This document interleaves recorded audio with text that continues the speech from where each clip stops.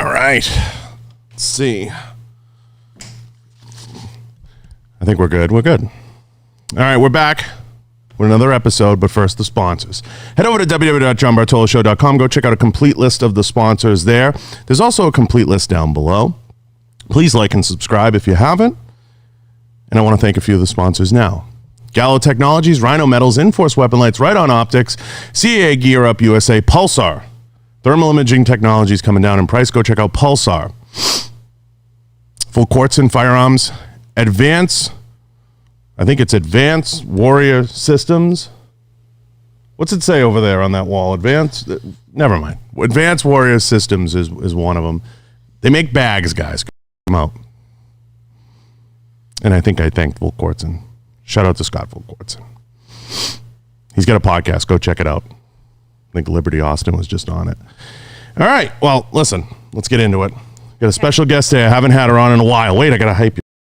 I haven't had her on in a while. I'm excited to hear what's new with her.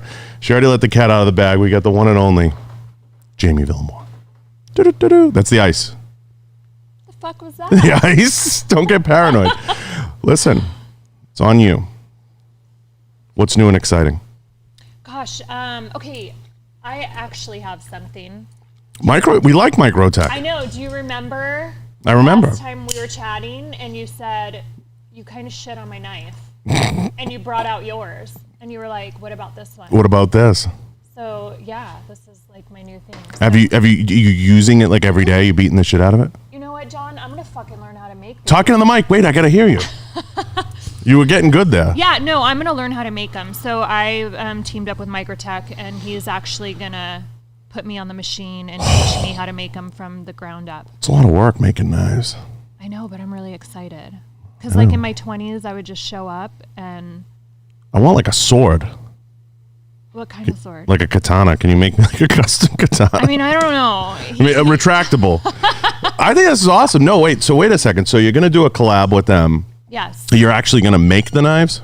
Yes. So the deal is, so I'm going to be working with them for the next 2 years. Oh my God.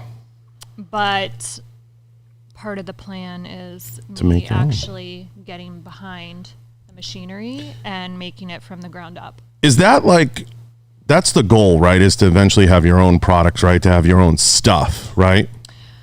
I mean, for me, I'm just more curious to know how it's made versus just showing up and pushing the product. So I want to see the work that goes behind it and understand it, and yeah. I want to get into that. We're going to come back to the Microtek thing because we love Microtek, right? So we'll come back to that, and they support the show, and I love those guys. And shout out to all of them. Fabulous brand if you haven't checked them out. But I want to get into something with you that I admire. Okay. You have always done a good job, and to everybody listening out there, of being squared away about your business. I know that about you. And I've seen you in action in that regard, and I admire, and I don't throw that around a lot because this business is loaded with people that don't know what the fuck they're doing or how to make a dime. How did you figure out it was important to take the business of you seriously? Which is a question I really wanted to ask you. Well, okay, so I mean, I've been modeling and working since I was young, and I think for me, it got to a point where I just needed more. So it was more about building the relationships versus getting the paycheck. So I needed to surround myself with a group of individuals that felt like family, and I wanted the longevity, the long term versus just going in and collecting a paycheck and on to the next. Right. So that was like cool and fun, and when I was a teenager in my early 20s, but then I just felt like I needed more. Right. So. That's not easy, though. That's not an easy switch to flip, to be like, I want to go from being, just like happy to be here versus getting paid. And a lot of people struggle with that. And I know a lot of people watching are like, how do these people make money? How do they do what they do? The shooting world, I tell people all the time, don't get into it. I'm like, don't get into it. If you're looking to make money, then... Yeah, it has to be about what you said, making relationships, and it has to be about the long term. And if you don't build with that end in mind, you'll never get there. I mean, you just won't get there. because there's not a lot of people running around. There's a lot of hobbyists making a couple bucks. There's a lot of hobbyists in it, but they kind of water it down for the people that I feel are like the true heroes that could be making a lot more money in so many ways. And this industry's strange. It has been for a long time. I was talking about this. I'm trying not to get into this story that I was told this morning because this story is amazing. I'll tell you offline, but okay. I'll give you the gist of it.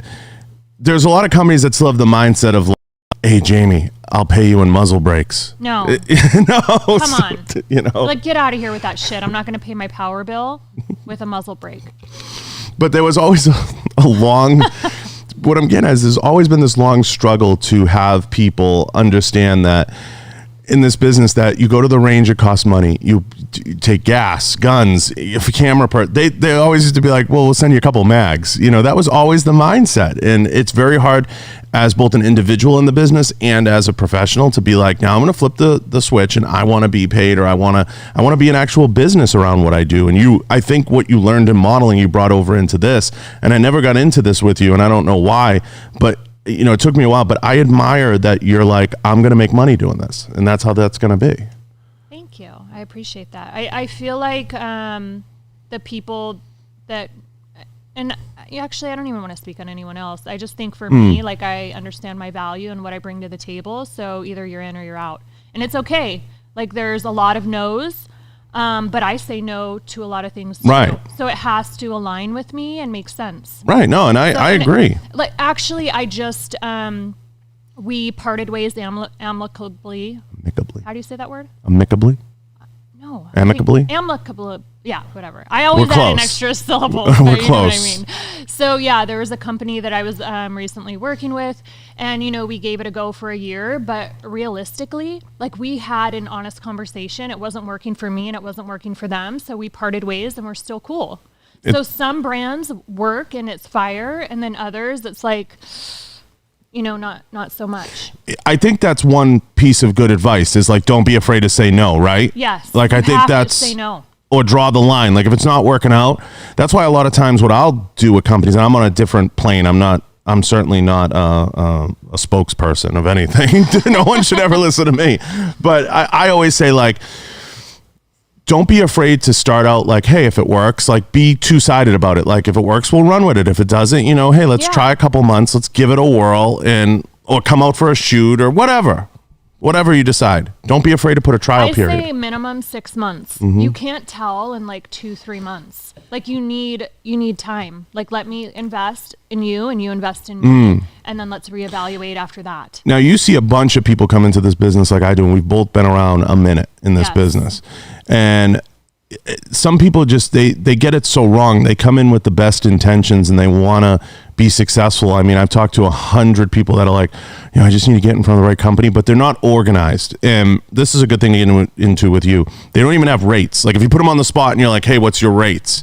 They don't even know. They don't even know what to explain. So to everybody listening out there, you know, you have to have your ducks in a row. If you have to have your paperwork ready, you have to have your own NDAs, your own everything. In terms of what you want to do with these brands, because eventually if you want to get to the point where you're making a blade, you know, something like that custom with your name on it, you want to make sure who owns that IP, who's involved. You know, there's a lot of moving parts to that. And I don't think people even can start with, hey, what do you charge a day? You know, how much is that? Yeah. $500, $1,000, and get in. Yeah, it all depends. Like, I'm not going to walk into, which is crazy because you and I both know the firearm industry is $1 billion. But they cry poor. But yeah, no one wants to put forth the money, which is ironic coming from modeling. My modeling rates aren't anywhere near what my rates are in this industry, being that I genuinely love what I'm doing. So I want to learn. Right.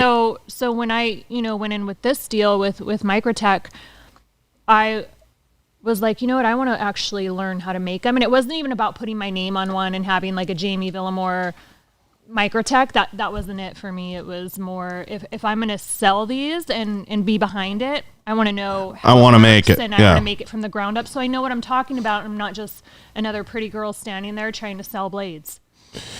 No, listen, I think that's the way it had to make sense. Yeah, no, but I think to get to that point, you have to be so organized that you know what you want. Yeah. I know that sounds like so stupid to some people, but the amount of people I have not only on this show or just in life I come across, and I know you do too, you almost find yourself asking that exact question. What do you want? Right. And a lot of people can't tell you what they want. Yeah. And they don't have the answer. So get that answer first. But that's something, like I said, I've always admired. You know what you want. You know what you're worth. You know what you want to get. And you're not frivolously diving into weird areas that maybe don't make sense just because. Yeah. Just because, this one or that one reached out to me. So that's a hard quality to master in so many ways, because so many people want to jump on the first thing that's tossed in front of them.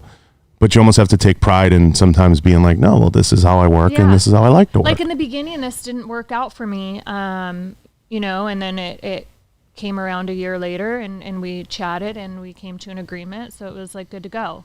But it's okay to say no. And it doesn't close the door forever. So I think people need to get comfortable saying, hey, that's not going to work out for me. It's not aligning, and revisit it another time. And I think it's about leaving a crack in the door too. Absolutely. Like be like, hey, listen, right now is not the greatest time, but in 6 months, maybe we can get something together, or maybe let's try, doing a shoot or doing something like, let me come out and maybe I can, or I'll stop by the booth at the next event, whatever it is that, you can go and have an honest conversation. But if you don't have at least your rates, something, an email that you can put together, or a generic, hey, this is how I work, you're at a disadvantage from day one. And I think what we saw the last couple of years was a lot of people, I want to say, like, driving people's value down is the best way for me to put it, by saying like, oh yeah, sure, send me 2 mags, and that's how a lot of people worked. Yeah, and then that's not going to fly with me. No, so. no, nor should it. You can stay over there. Yeah, it's with that. Now, we had no SHOT Show, no NRA last year. It's been a long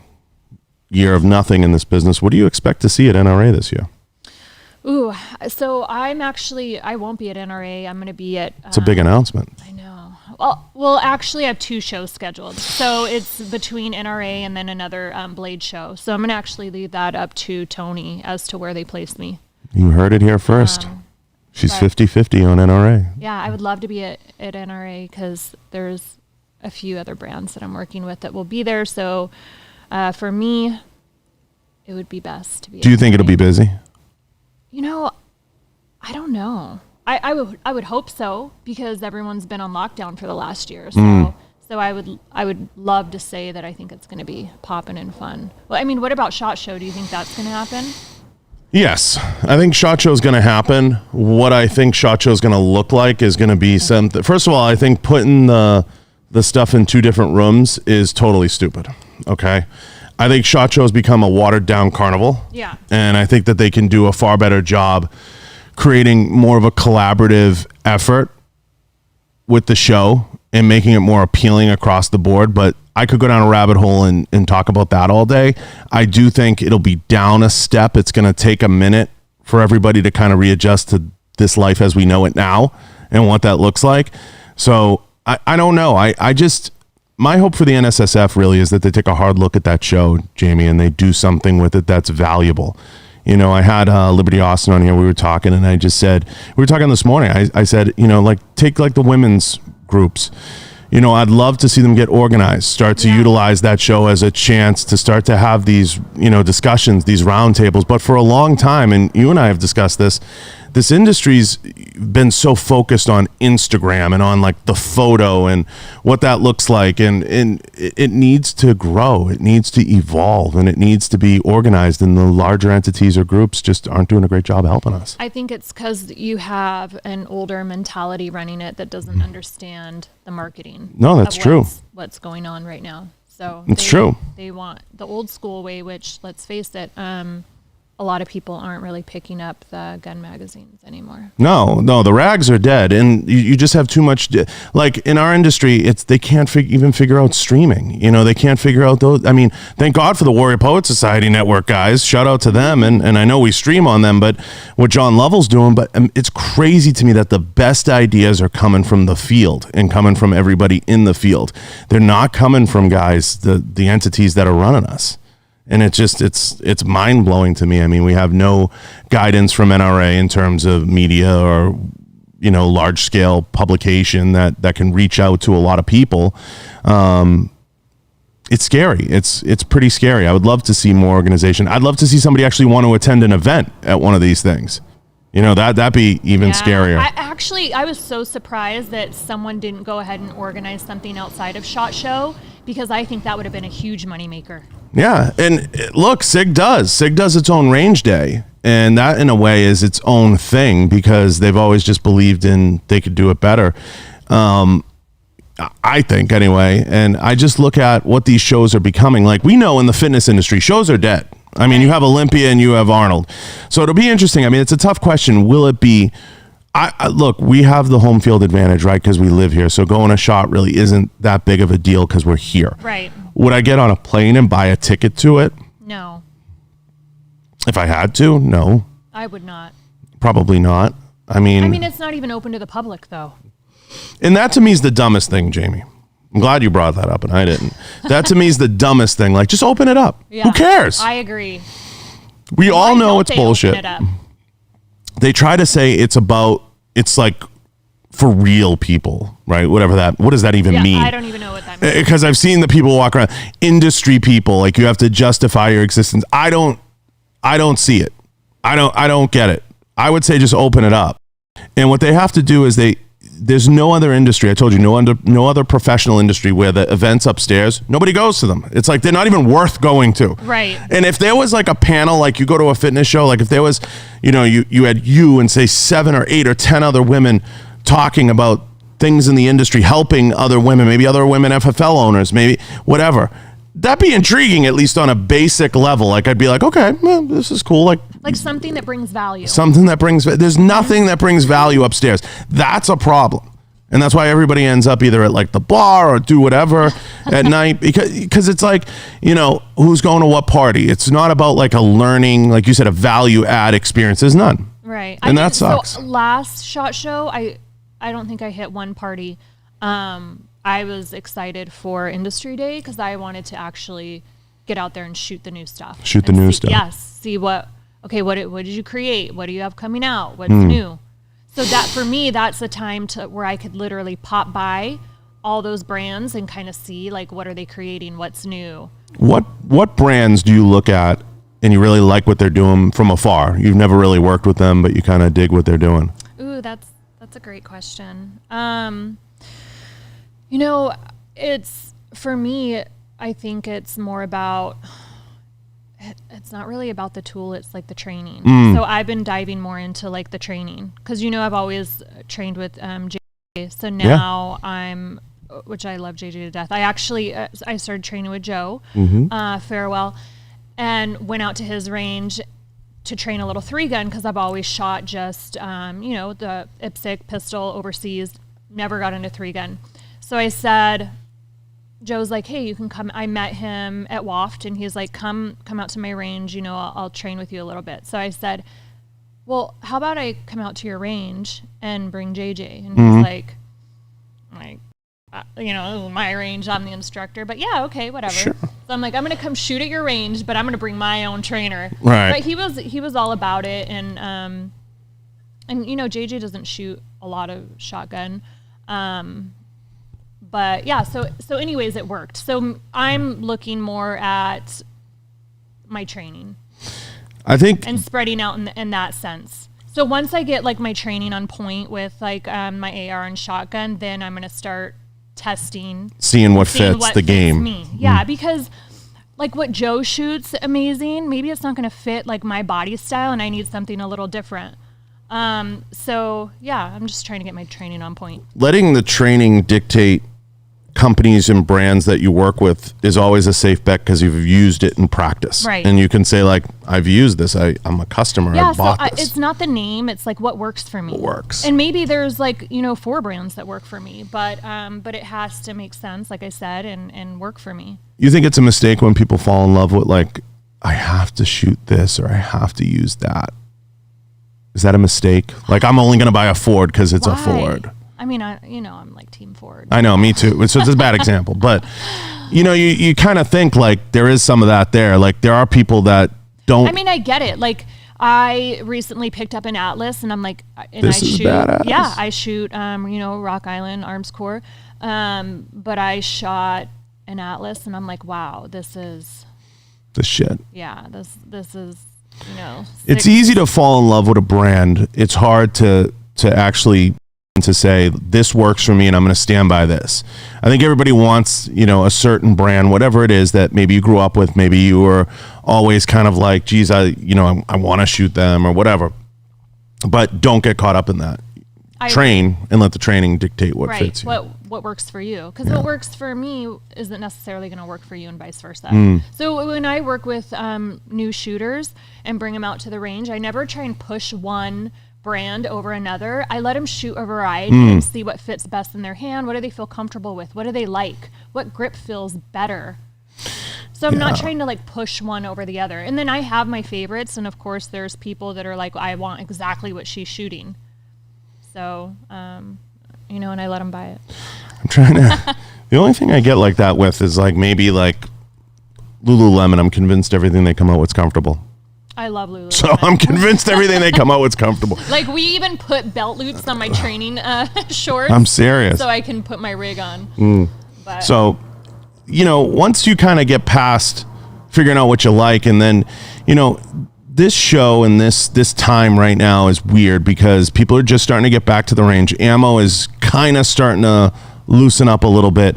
It's going to be an interesting time. I feel and have felt for a long time for the instructors, for the trainers, everything, because there's been such a scarcity of the bare necessities to do those things. Do you feel like, out there, guys and gals, it's starting to loosen up? And there's... I don't... I know that they're saying, oh, there's an ammo shortage to this, that, or the other. But let's face it. If you want it, you're going to find it. Right. There's no fucking ammo shortage. I was still shooting during the whole pandemic. I think it's a scam. I think it's a scam, too. The prices were literally gouged. Was it a little more difficult to find? Yeah, it was. I think it was a total scam. But I mean, I found ammo. Joe had ammo. I sent people where to find their ammo. Firearms, they were a little harder, but I probably helped sell more firearms. I mean, the ammo thing to me is as clear as day. We all know what happened. It was really simple to me. They choked off the supply because of the bid on Remington, okay? SIG came in, made a bid. Other companies came in, made bids. They choked it off to squeeze out a lot of their competition to be the only providers. That's Winchester and Federal's prerogative. There's nothing wrong with that. They can do that. If they want to do that, they gave themselves a map and a runway to make as much ammo as they wanted and fuck everybody else. And people say, oh, well, you don't understand. They raised those prices at the retail level. They raised their prices at the manufacturing level multiple times because they knew you weren't going to feel it. Well, I will say that I do know that Arms Corps, their primary... the facility was shut down in the refinery. Yeah, so their workers were not coming in due to COVID, so they were pushed back. Yeah, I mean, but to say, when people say like it's Joe the prepper who went and bought 5,000 rounds, I'm like, that is not what caused the shortage. We make enough ammunition for an entire army. Yeah. Are you okay? But that's the trap. I mean, seriously, like that's what you hear out there. And then, Collion Noir went into the facility at what was it? Nosler. He went into Nosler. I was trying to remember the company. And they try to say, oh, yeah, it's hunters. I didn't account for hunters. Hunters could go out with 5 rounds. And how many rounds do they shoot when they're hunting? 1? If they're lucky. Right. So it's like I've heard every ridiculous explanation that I can stomach. But to me, I think it's just a giant scam. Yeah. But it is what it is. And I don't know about everyone else. I just know for myself, I was able to get what I needed. Let me ask you this, because I think you're insanely smart about marketing and branding and putting yourself... If you were to look at this industry, what does this industry need? What does it need? What does it need from a media... The shooting industry. What does it need from a media perspective to get it back on track or to help it? Like right now with all these new shooters, everything coming in, you have to have some ideas of how they could be doing this. Should they still be selling fear and hustling pouches?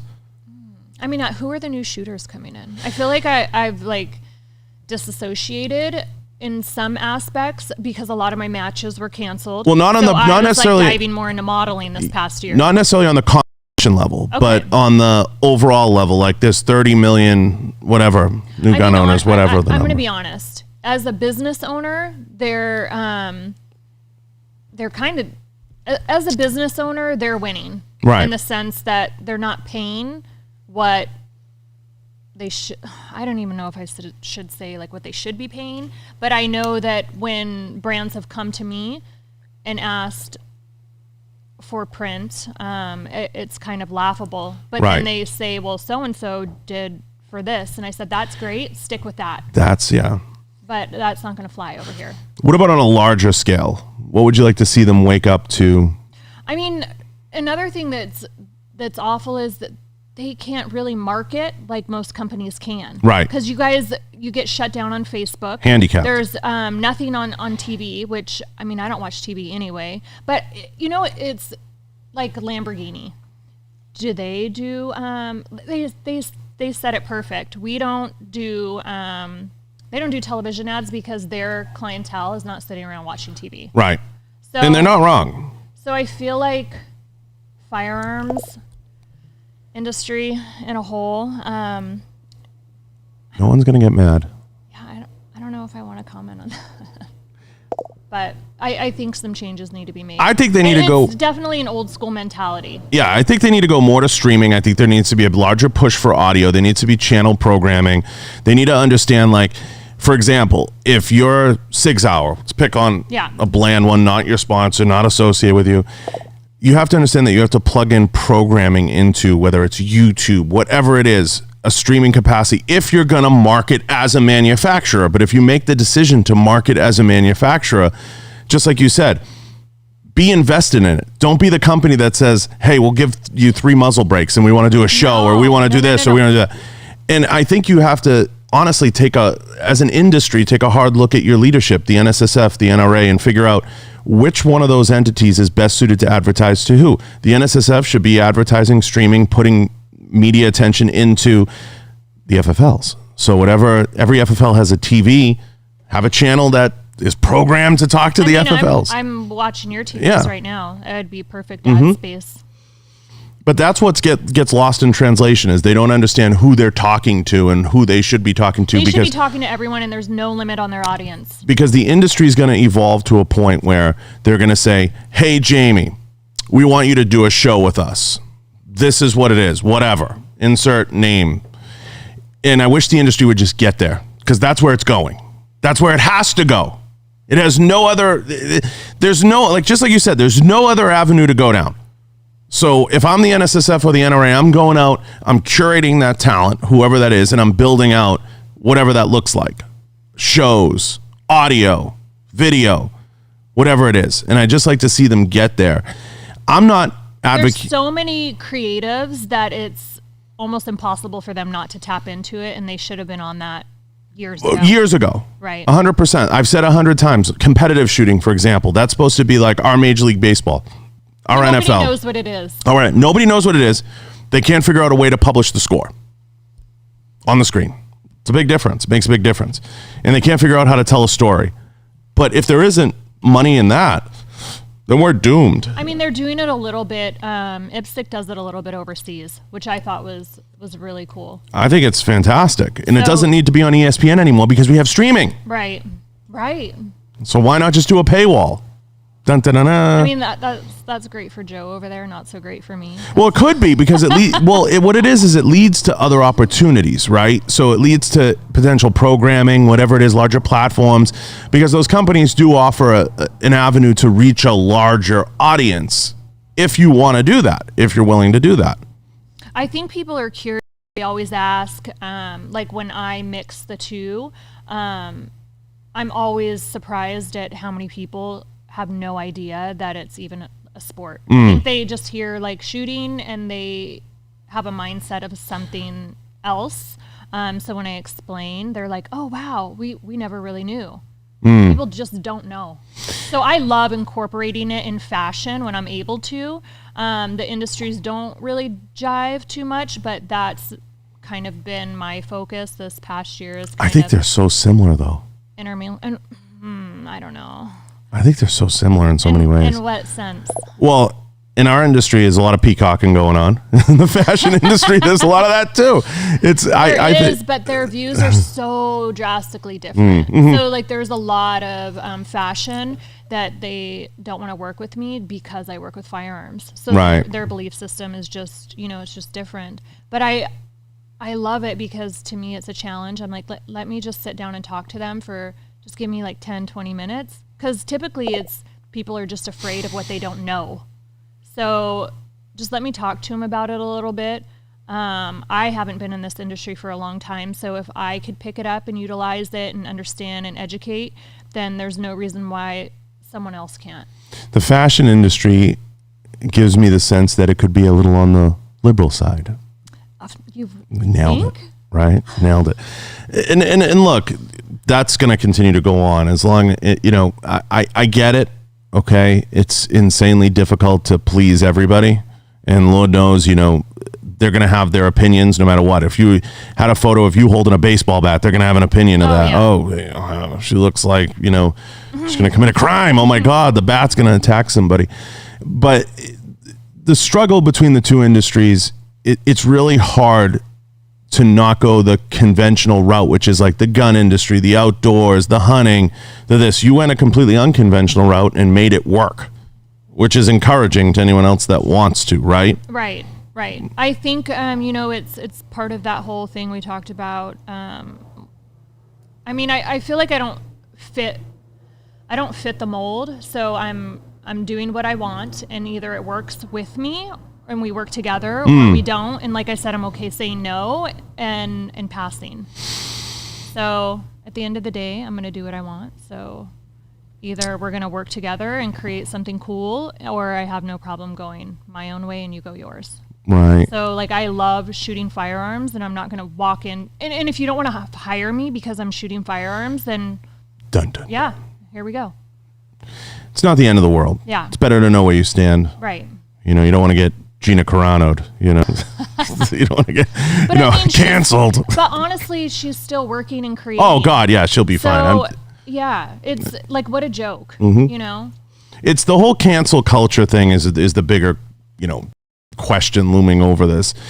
I don't think cancel culture lasts. I think it's just going to be a struggle to have that hang on. It's stupid because, you have people now like coming out and saying like, who's going to be canceled next? Like, we need a list. Like, we need to be notified who's going to be canceled. Like Bill Maher has been one of those guys that's outspoken. When you have him kind of starting to be like, what are we doing here? Like, what's going on? It's just a never ending cycle. Like, they're digging up tweets of people from like 10 years ago and they're like, see, we told you. Yeah. I mean, if you dig up shit on me from 10 years ago, you'd probably be like, see, I told you. But it's 10 minutes ago. Forget about it. It's just an agenda. So I think, there's those people that want you out and they're going to figure out a way to do it. I mean. So at the end of the day, be yourself. Be yourself. So talk to me about these magazine covers. I saw you post one the other day. You were on one. You're getting on all kinds of these. You going after like a record? No. It's a big deal though. Thank you. I appreciate it. I'm more into like shooting and training, but with a lot of that canceled last year, I just redirected. It's got to be fun. That's, where I was. It is fun. I've never been on the cover of a magazine, I don't think. Maybe once. Which one? I don't know, like maybe like a local paper, Yeah. As a kid playing like maybe like Little League. Maybe. Yeah. Maybe a headline. Yeah, maybe. That's about it. But it's got to be fun. I mean, no matter what, listen, when you see yourself on a cover, see, I've had Mike O'Hearn on, and Mike O'Hearn has like 9,000 covers. It's like that's his thing. So, it's got to be exciting when that happens. I mean, right? And yeah, why not? Yeah, I think it's exciting. I'm grateful for the opportunities, and I'm constantly learning and growing. And yeah. How many covers have you done? Last year, I think I had 6 or 7 covers. That's awesome. Yeah, and then I think 4 were major publications like Cosmo, Glamour Mag. Do you have a number in 4 covers? Like, are you like, I want to do 100? No. Mm-mm. No, I think for me it's more about getting my message out. I think Mike O'Hearn has the most. How many? Like he's got like fucking something stupid, like 700 if you ask. That's I got to text him. I'll ask him. Yeah. He has some ungodly number. He has a ton. Like I never even kept my magazines or like my posters or anything like that.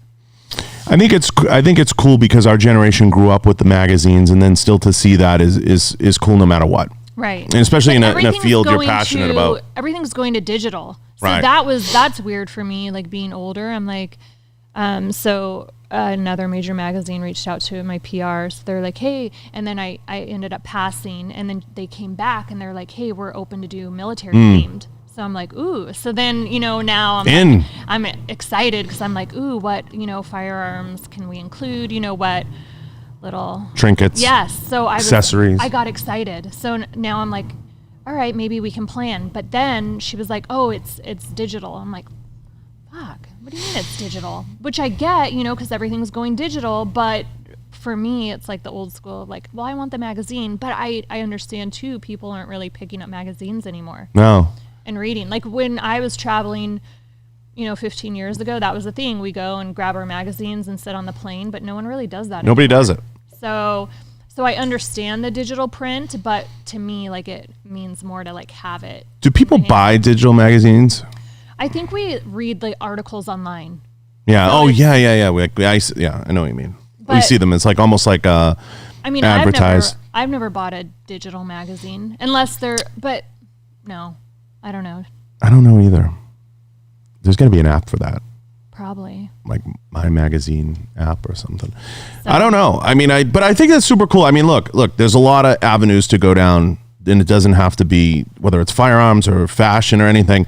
And everything has like its cool, like, I made it moment. I think getting a cover of any publication is pretty fucking cool. That's all I'm saying. I just think it's I think it's a good thing. In the old days, like having the cover of Recoil meant something, It was nice to see Maj up there recently, but like it meant something, and it was like, this is cool, this is nice. I've been in ads and stuff in it, but I think there's still something there for our generation, for how we grew up. I mean, it creates, like my deck is bigger, right? Like my PR deck is larger. I can charge more, so it definitely adds value, in that sense. But like in the firearm industry, I don't think anyone cares if I was on the cover of Cosmo.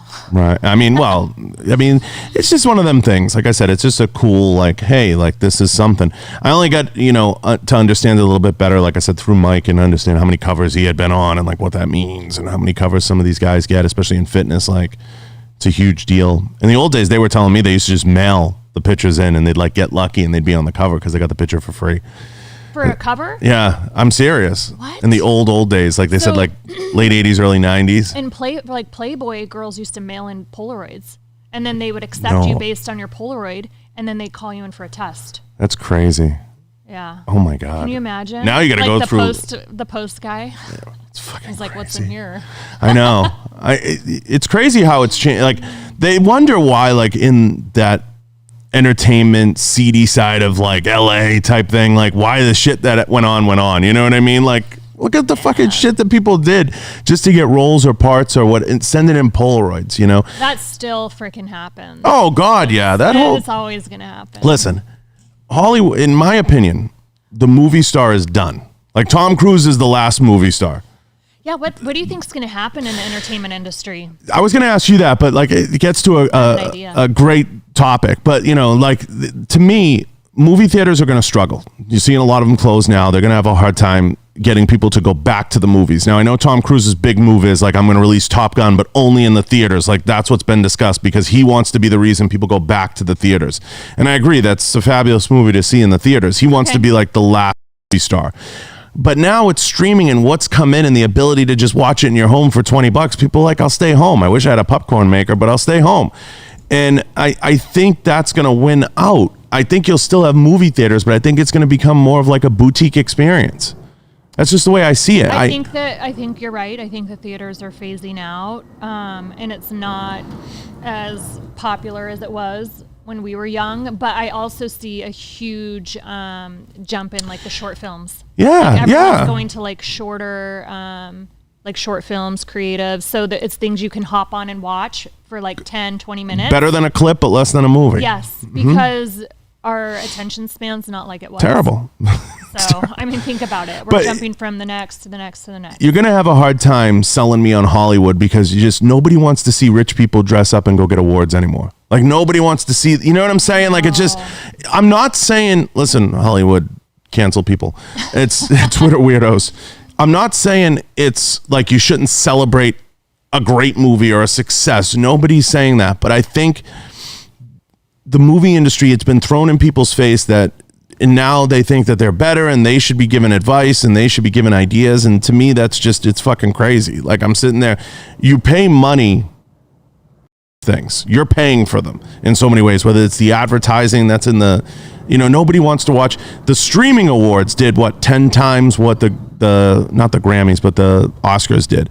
And it's not shocking. I mean, it's just not shocking to me. People aren't even watching the Super Bowl. No, it's not. I mean, I love Tom Brady. I'm from New England. Everybody knows this. But, I mean, nobody wants to see. There was a combination of things.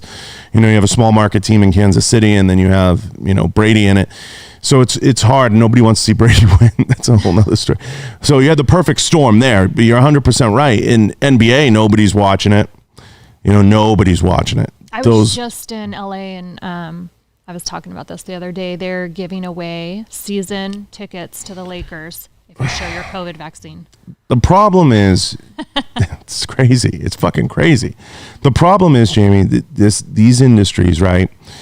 We're so stuck in a weird place right now. And Hollywood, where the PP touchers are trying to be run out. It's like they're trying to figure out what's left. You know what I mean? Rome is burning and they're trying to figure out what's left. Like, what can we save? Are we going to have movie theaters? Are we going to have wide scale releases? And you see all the streaming networks jockeying around right now to try to buy other ones, to try to form like the mega one, because everybody wants to compete with HBO Max, Disney Plus, and whatever. And eventually what's going to happen is YouTube will be, all the corporations are coming in now because they want to wet their beak on everything on YouTube. So you have them pumping NBC, Fox News, whatever, to try to win out the day, to be we want to be the entity that survives. So they're getting ahead of it, unlike magazines, but there's no way. I mean, to me, movies, as far as we know them in a movie theater, get squeezed. And you're going to have that squeeze on conventional cable news, because it's going to go back to, like, why wouldn't you just have local 4, 5, 7, whatever, Fox, and just buy a package of what you want? Right. I mean, that's what we all do right now. I mean, I don't even have TV, so. It's just, I mean, you're saying it for me. I mean, I agree with you. And if I'm going to watch anything, I travel so much, it would be on here. But I'm really not for 2 hours watching a movie. No.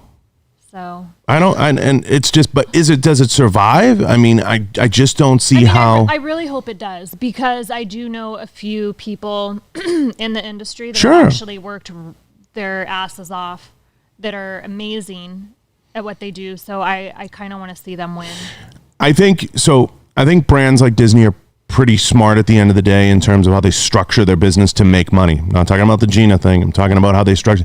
And you look at what they're putting an emphasis on now. It's just the emphasis is going away from these big, large scale productions. I mean, I just see it moving more towards that streaming format of consumption. And there's nothing wrong with that. It's just you're probably going to get a lot more B-style movies than you're used to. Right. But you're seeing guys. I mean, Zack Snyder just came out with, was it Army of Darkness, right? I mean, it's streaming on thing. It's a movie you'd otherwise go see in a theater. I don't want to go to a theater and see people. I don't want to go to a theater and see anyone. So I can watch it right at home. I mean, if directors like that are jumping in, I just don't see how. I don't know. I just don't see it. I want to see it, but I just don't see how it survives. And I think that veil of like, that's a movie star has kind of been removed. I'm a bad person to ask because I don't get starstruck in any way. Right. But I just don't see it. Maybe you do. I don't know. I've kind of removed myself a little bit from the industry. I mean, I got invited to the Billboard Awards, but which was just like this past weekend in LA, but I'm like, And I think the music industry is a little more viable because like it's a different format. I think that there's just more there. I don't know. I feel like the music industry has done a good job tiptoeing through a lot of this. Right. A little bit. Not so great, but a little bit better than the movie industry for sure.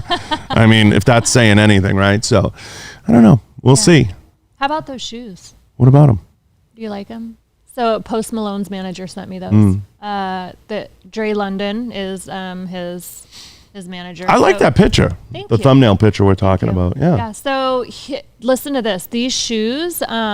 So he created them, and the heel is actually made out of a 50 cal. How many pairs of shoes do you have?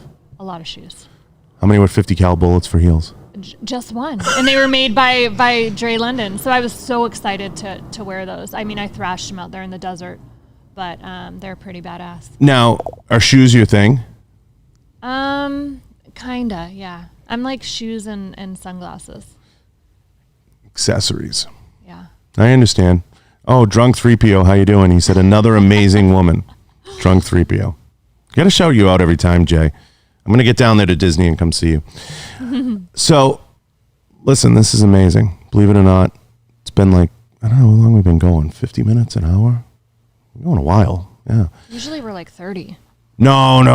I usually always go an hour. I want to ask you, what else do you have coming up? What do you have going on? Where can people find you? Where can they see you? So I'm heading to Hawaii in a few days. I'm really excited about that. But I will be coming up at Blade Atlanta. So first weekend in June, come see me. I'll be working with Microtek.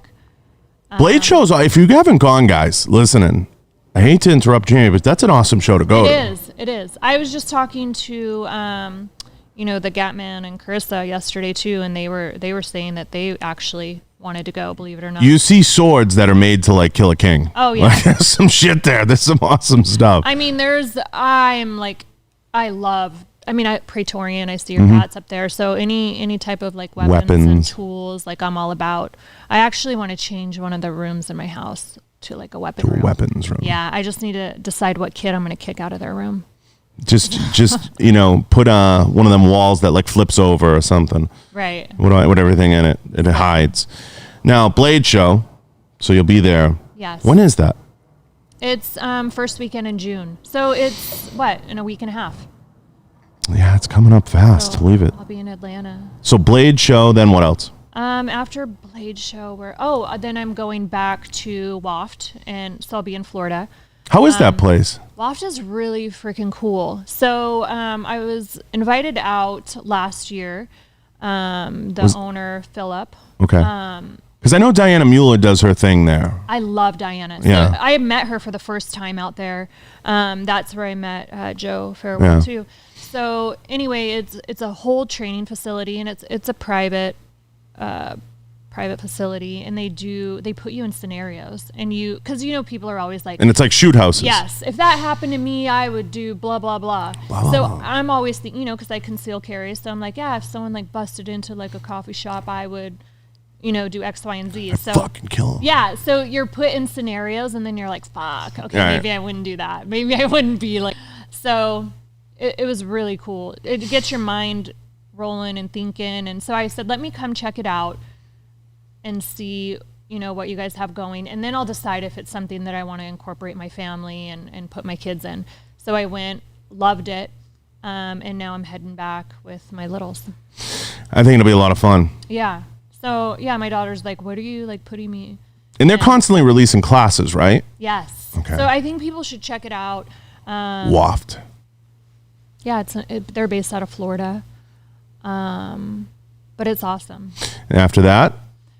After that, some downtime. No, actually, I'll lobster again with like JJ and Jess, the family. So we always go to Key West for lobstering season. That's a good time.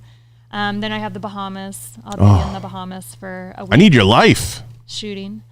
So that'll be fun. But yeah, I'm pretty booked through October. And then maybe SHOT Show. We'll see. Yeah, we'll see. Because we have SHOT Show, SCI. When is SHOT Show? Are they keeping it in January? Okay. NRA. Sorry, we have NRA before SHOT, because NRA is the one that falls at a different time this year. Usually it's in April, right?